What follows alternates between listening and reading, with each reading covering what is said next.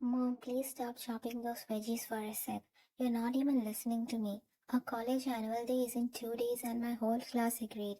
We are all wearing fairy tale Cinderella ball gowns. Everyone's got their dresses already. Eva's is sparkly blue, Mia's is pale pink. Can't I please get one too? All my friends will be Princess Perfect and I'll stick out in something ordinary. Will you please take me shopping, Mom?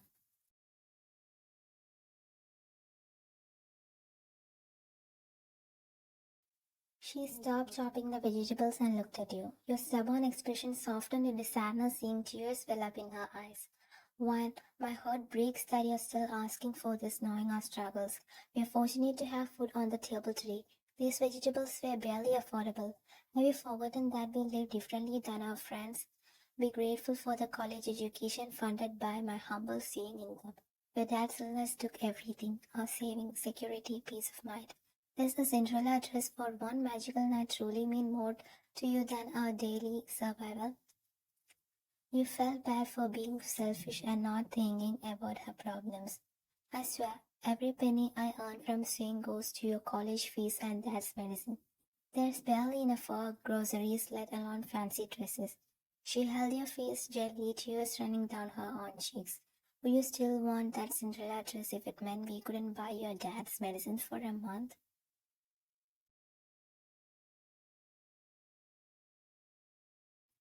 You held your mom's hand tightly while tears ran down your face just like hers. I'm really sorry, Mom. I didn't forget what we have been through. Seeing everyone in beautiful dresses just makes me feel sad and out of place. That's why I kept asking. But it's okay now, Mom. I don't need a new dress anymore. Her tears slowly stopped and she smiled gently as she hugged you tightly. I'm sorry too, sweetheart. It hurts me to see you feel left out. But what can I do to fix this? I promise I'll buy you a beautiful dress when we have more money and things get better. You nodded softly and gently slipped your hand out of your mom's grasp, walking out of the kitchen, leaving her lost in thought.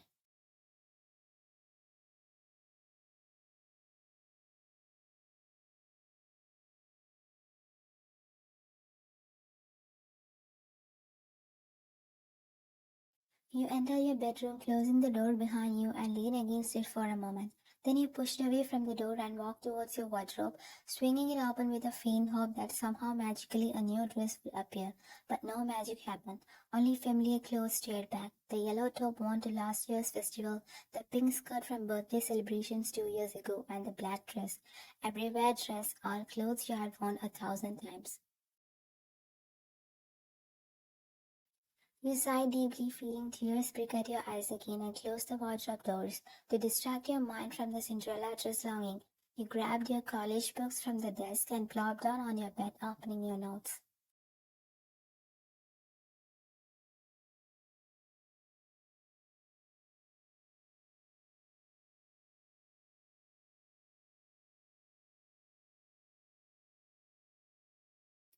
Your heart sang as you walked down the college hallway because everyone around you was buzzing about the annual day outfits. Just got back from Parisian boarding with my dream Cinderella gown. Mom's lending me her diamond necklace. Your sigh was silent, but it hurt, feeling like a total outsider in your own college. Just then your shoulder collided with someone strong and solid, making you stumble slightly.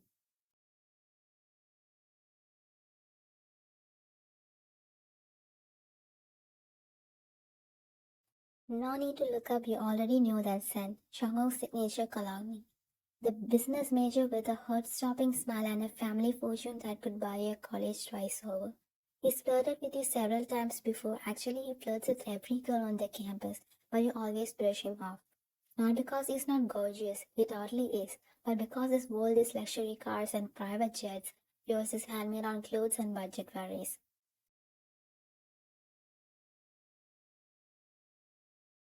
Hey, beautiful, clumsy today. I'm sorry, I was lost in thought and didn't notice you. He chuckled at how you're still looking down. Didn't notice me? Your eyes were fixed on the floor the entire time, so who exactly are you apologizing to? It's Chango.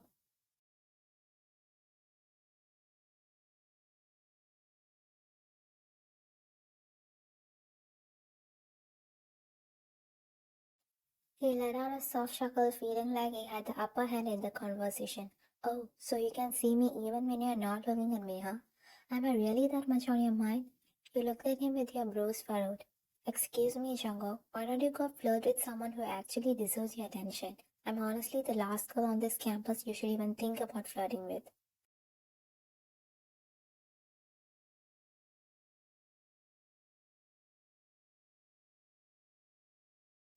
You shook your head slightly and started walking away from him, intending to escape the conversation and his charming smile.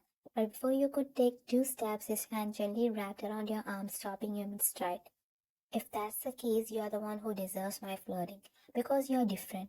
You always ignore me here on campus. You're special in my book. You don't crowd my attention like every other girl here. Why?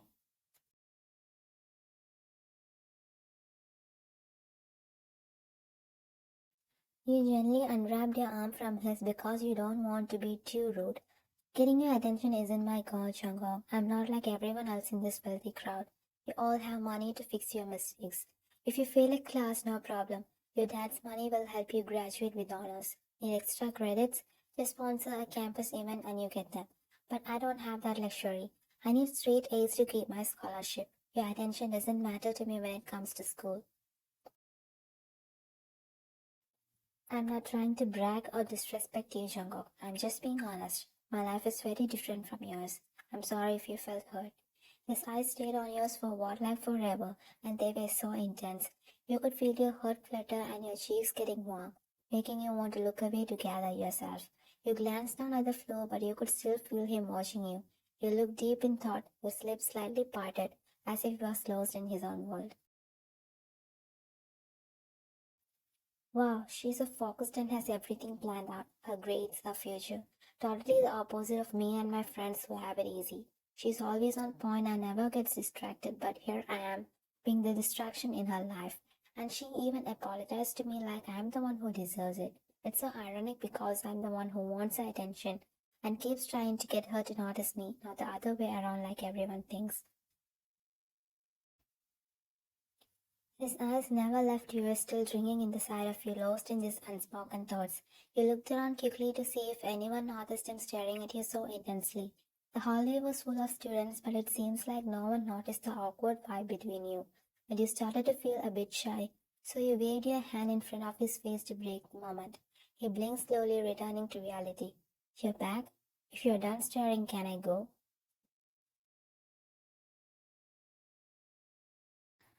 Sure, but wait, I heard you girls from the arts department are wearing Cinderella dresses for annual day. I'm waiting to see you in that outfit. I'm sure you'll slay. Actually, I'm curious to see if any fairy tale dress can outshine you. You didn't say anything to his comment. Instead, you just smiled softly, but it faded pretty quickly. You walked past him casually, but inside, you were really worried about your dress situation. You didn't have a Cinderella dress or even a nice gown finally. The truth about your small closet and tight budget was really weighing on you. He noticed that you suddenly seemed different. Your smile was gone and you looked a bit sad. He turned around and watched you walk away with his eyebrows scrunched up in confusion. Why is she suddenly sad? Did I say something wrong? I don't think I did.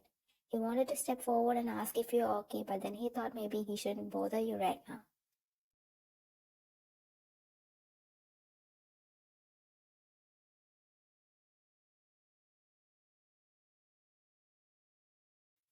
You were sitting between your friends Eva and Mia in class chatting quietly before the professor showed up.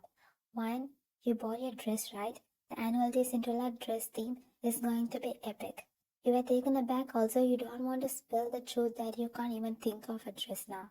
Yeah, I'll get it today. I already ordered it from a boutique.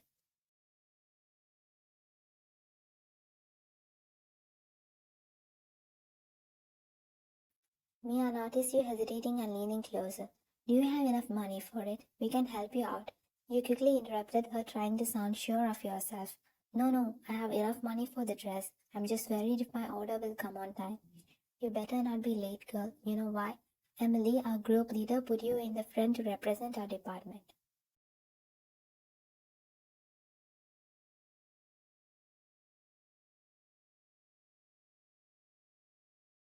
Yes, fine, you're the one among those in the front line. Congrats, Emily said you're so adorable.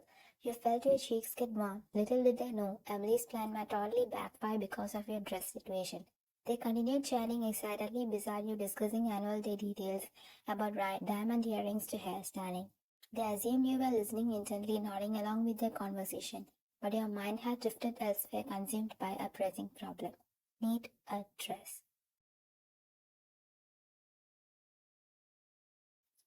Asking mom is out of the question. She's already sacrificing enough. And asking friends Eva and Mia? No way. What if I couldn't pay them back? That would be awkward and guilt ridden. Not worth risking our friendship. Only one option remains earn the money myself. Let's calculate. This evening to tomorrow evening. Barely 24 hours. Annual day program is day after tomorrow. Tight deadline. What about doing jobs that pay immediately after work? Yes, cleaning services, knowledge distribution on roads, restaurant houses or kitchen help. Wow, lots of options. But what if mom finds out about me taking up a job to buy a dress? She'll feel guilty for not being able to afford it for me and worried that I'm overworking myself. You push the thought aside for now.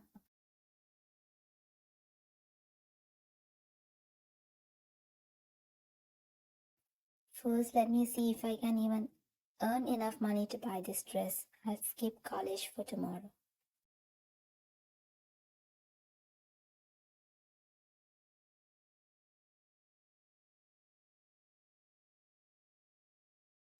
You were slowly walking down the sidewalk, your legs hurting from standing and walking around to hand notices. You had just one more street to go before you could call it a night.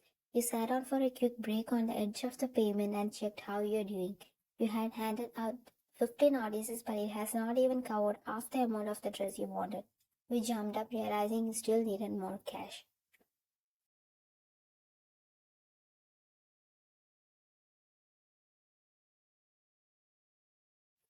I have to keep going. Only a few hours left until midnight.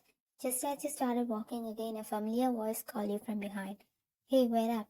You turn around and saw Jungle standing under a street lamp looking worried.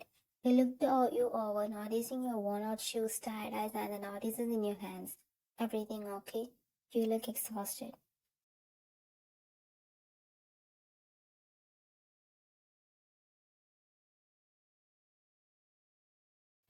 You started to feel nervous, not really knowing how to explain why you were out late handing out notices. So you countered with a question instead of answering his concern. Why are you here? Am I standing in front of your house to ask this? This is a public place as far as I know. He stepped a bit closer and lowered his voice. It's getting late. Aren't you going home?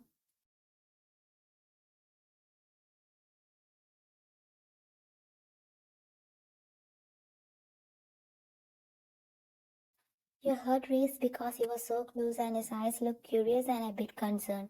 You shifted your weight, still holding the notices in your hand. He noticed them and raised his eyebrows, clearly confused. You are not exactly coming home from a party with those in your hand. These are just random papers I picked up. It's just a hobby. He looked at you with those narrowed eyes, not convinced at all. Then he took your hand gently but firmly and led you away from all the noise on the street to a quieter spot. You tried to pull your hand back, but he held on softly. If it's just a hobby and those are just random papers, why are you getting all nervous around me? Your heart started beating faster because being so close to him and his intense gaze made your little hobby story feel utterly transparent. You're not usually nervous around me. What's different tonight? I'm not nervous. Stop saying that.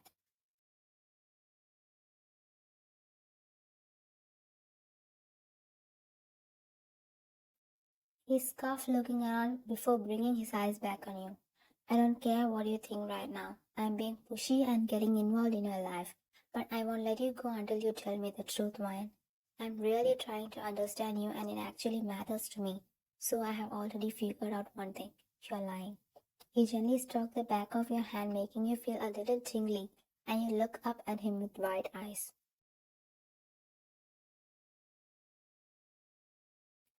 What's going on with you? Why are you trying to figure me out like I'm an open book?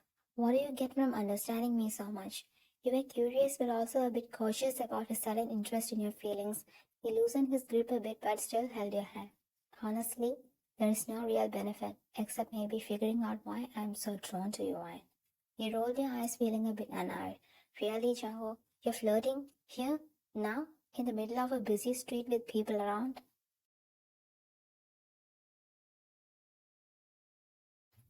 You tried to pull away from his gentle hold, but he wouldn't let go. I'm not letting you go until you tell me what's really going on, Wine. Something feels different tonight, and I want to know. Time was running out, midnight was getting close, and you needed to meet your deadline for the trust fund. With a soft sigh, you gave in. Okay, fine. I'll tell you the truth.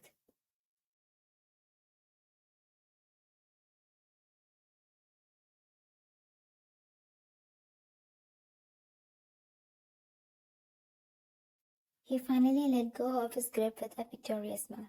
That's my girl. Now speed up. You look up at him with a serious expression. Look, Shango, make sure nobody, especially my mom, doesn't find out about this. He looks concerned because he can see you are having a hard time sharing this. You see me handing out these notices for money, but that's not everything.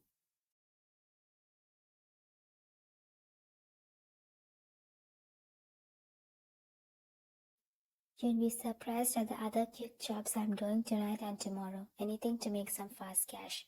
Why do you need money all of a sudden? You paused for a moment before telling him the truth. You said I would look great in a princess dress for annual day, but the truth is my mom can hardly afford one, so I have to earn my own money. His expression softened as he listened to you. It seemed like seeing his struggle was really hard for him.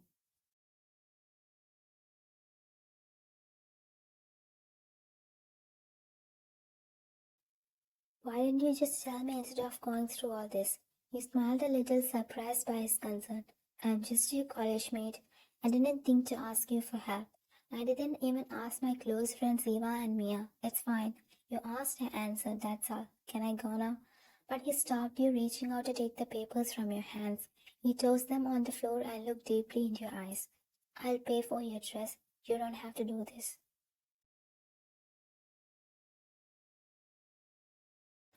You were shocked and quickly bent down to pick up the papers. No, Jungkook, I don't want anyone's help. Thanks for caring, but I don't want to bother anyone. I really can't wait anymore. I want to complete this and go home. I lied to my mom, told her I'm attending a group study tonight. If she finds out, she'll worry and call me back home immediately. Without waiting for his response, you quickly turned around and practically ran away from him.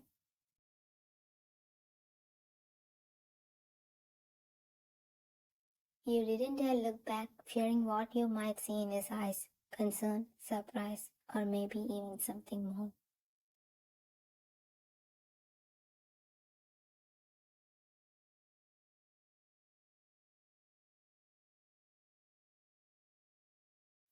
He was standing with Eva and Mia, all dressed in gowns inspired by Cinderella for the theme.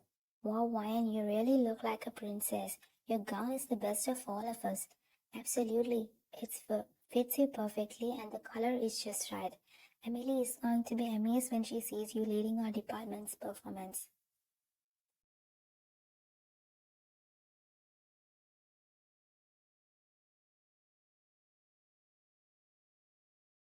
You smile, feeling happy that your last minute work paid off. You bought this beautiful gown with your own hard earned money, and you felt proud knowing you did it all by yourself.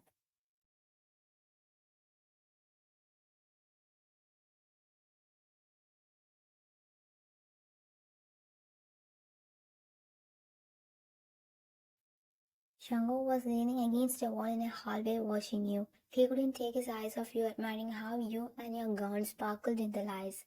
You really look like a princess tonight. But as he kept looking, his admiration turned into worry. He remembered the night you were handing out notices looking tired but determined.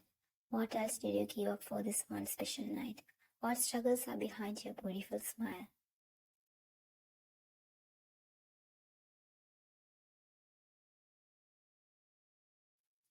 Come on, Mayan, let's go to the common hall. The photo shoots are starting. You guys go ahead. I just need to wash my hands real quick. I'll catch up. They nodded and headed towards the crowd, chatting excitedly. You went the other way towards the restrooms. When you got to the corner of the hallway by the bathroom, someone grabbed your elbow gently but firmly and pulled you into a little nook.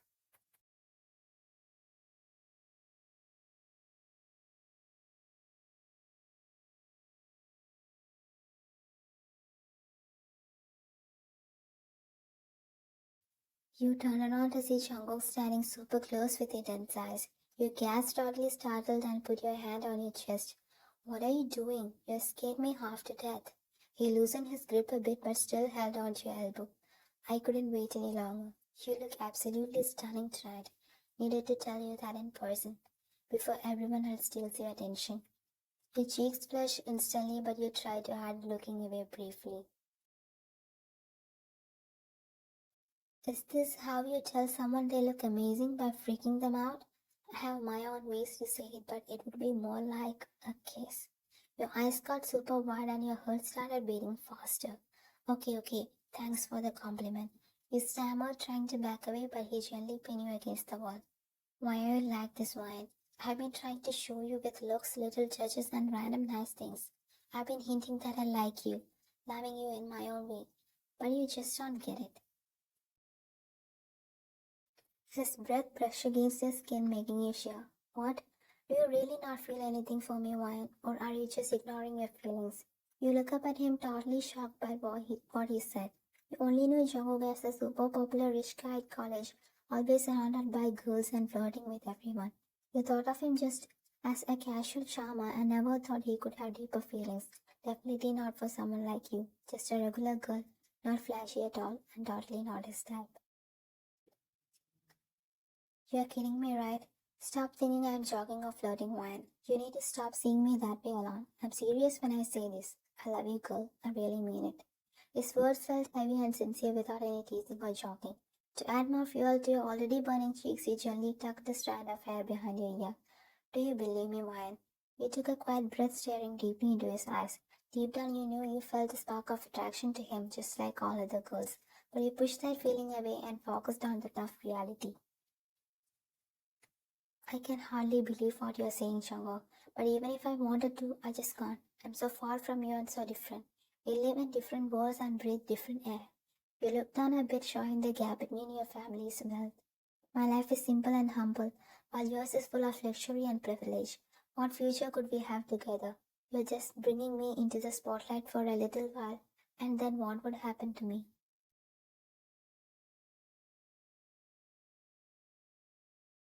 Your voice broke a little at the end, showing some sadness beneath your practical words, which you understood the feelings behind your logic. That's exactly what I wanted to change, the boundaries between us. The more you want to give into his words, the more reality pulls you back like an anchor. No, I don't want to end up heartbroken. Sorry, Django. You gently pushed him aside and turned to walk away, trying to ignore his words and gaze, but he grabbed your hand tightly again.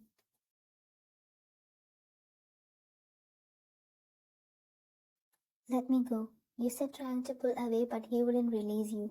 In a moment of panic, you pulled your hand back hard, but his hand hit a sharp edge of a locker.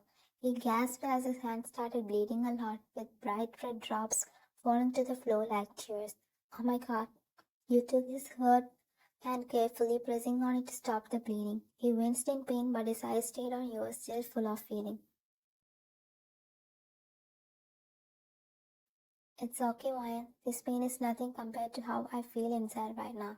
His arms seemed to bore into his soul as if the wound on his hand was merely a physical manifestation of the emotional pain you had inflicted. You felt a lump in your throat and tears welling up, feeling both regret and worry. You are in pain because of me.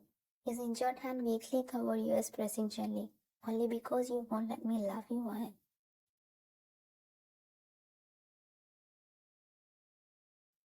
Can you just stop for a second? You're bleeding. Can't you see that? Oh my gosh, how do you stop this bleeding now?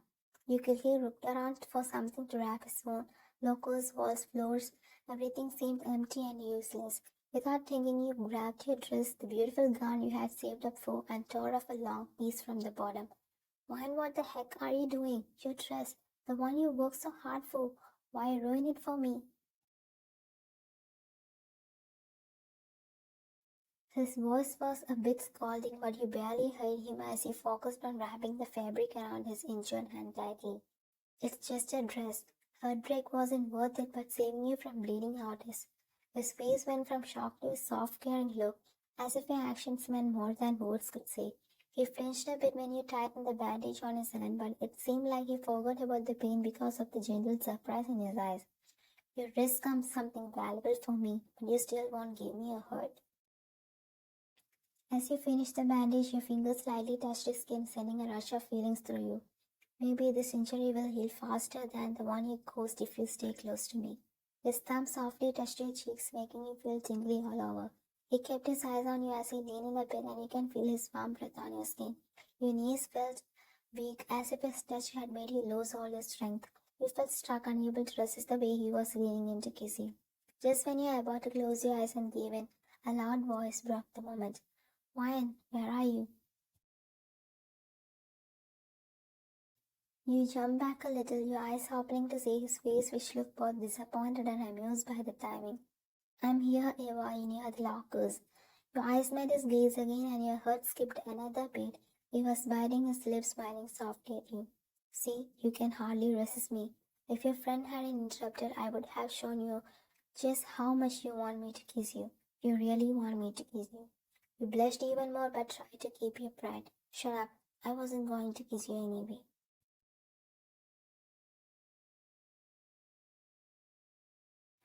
He laughed softly and brushed a strand of hair behind your ear with his injured hand.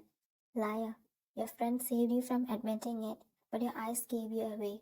Just then you heard Eva's footsteps getting closer, which stopped you from replying, but his last whisper made your heart race.